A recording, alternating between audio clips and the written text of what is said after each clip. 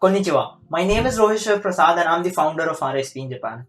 Have you started learning Japanese? Well, I suppose that you might be thinking Japanese is a very difficult language. Not just writing it, understanding it. Well, Japanese is not that tough. It's just not taught well. So basically, I'm trying to say that we here are making sure that you understand Japanese very well. And I am putting my best efforts to make sure to give you concepts and clarify your concepts so that it can help you understand Japanese better and maybe talk in Japanese more fluently than ever. So let's begin.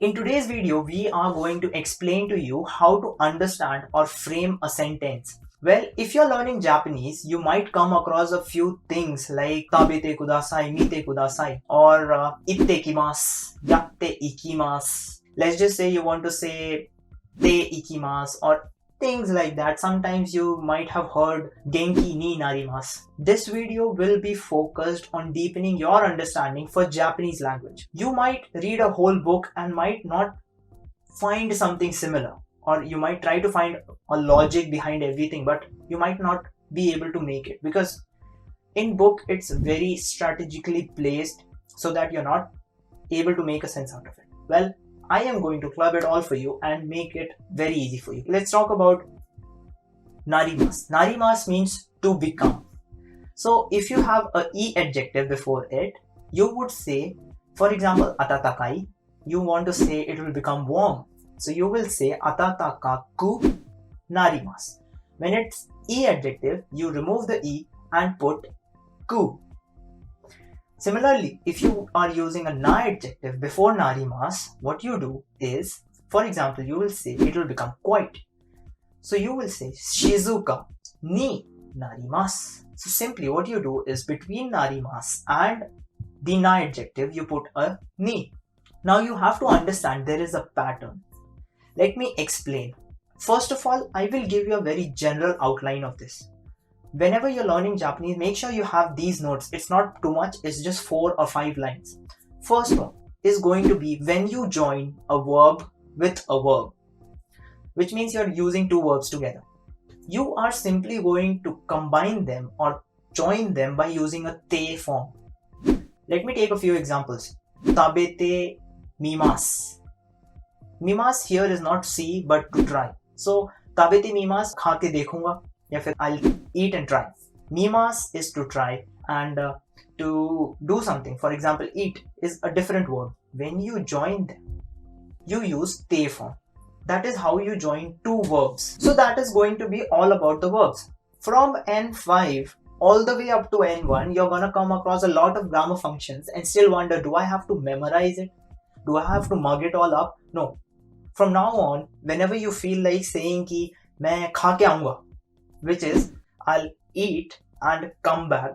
Eating is tabemas, kimas is come. So you will say tabete kimas. You simply join them with te form. It means first you will eat and then you will go. Some things that you need to keep in mind when you join two verbs using te. In that case, the first verb, for example, tabete kimas. Tabemas is the first action, the action that you did first. Then comes the kimas. So pehle khaya fir aaya. The next is going to be about adjectives. When you join an adjective with a verb. Now, people who are learning Japanese already know that adjectives have two categories, which are e adjective and na adjectives. So in e adjectives, you will simply remove the e and put ku. Example is it will become warm. Atatakaku narimasu. Narimasu is become a verb. Atatakai, warm, is an adjective. Join them using ku because it's a e adjective. Here you understood now that you can simply remove e, and if you have to join it with any verb, you can use this form. The second one is going to be when you're talking about na adjectives. In na adjectives, you simply have to put a ni in between. Like, it will become quiet, shizuka. narimasu. When you join them, you will put shizuka ni narimasu. Done. It's very simple. And you can use this again from N5 all the way up to N1. This is the concept. The next one is going to be how to join an adjective with an adjective. When you're joining an adjective with an adjective, make sure that you're not thinking about the second adjective. For example, let's take it as adjective A and adjective B.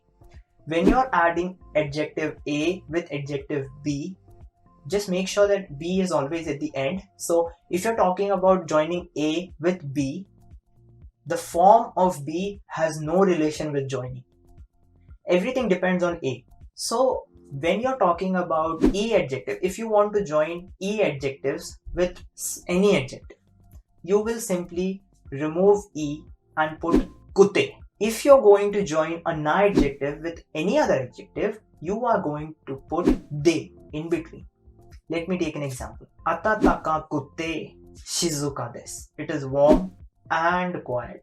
If you have to say famous and kind, you will say yume de yasashi desu. So this is how you add two adjectives. Now to sum everything up, verb plus verb, you add them with te form.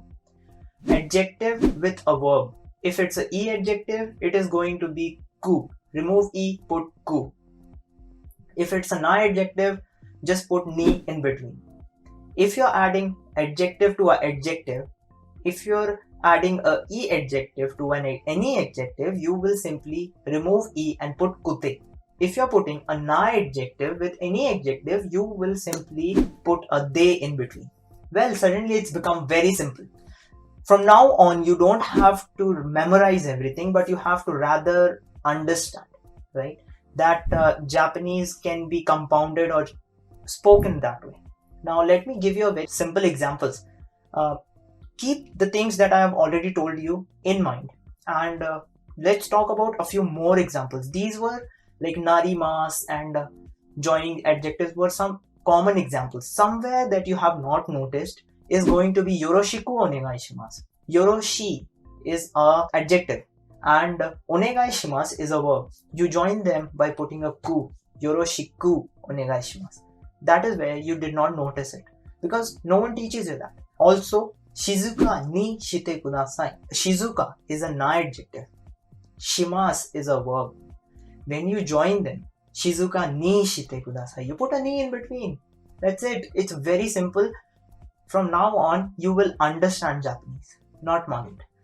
Well, this was all for today's video. I hope you have learned a lot and there is a lot to learn. So please subscribe our channel and make sure that you visit our new website. Thank you.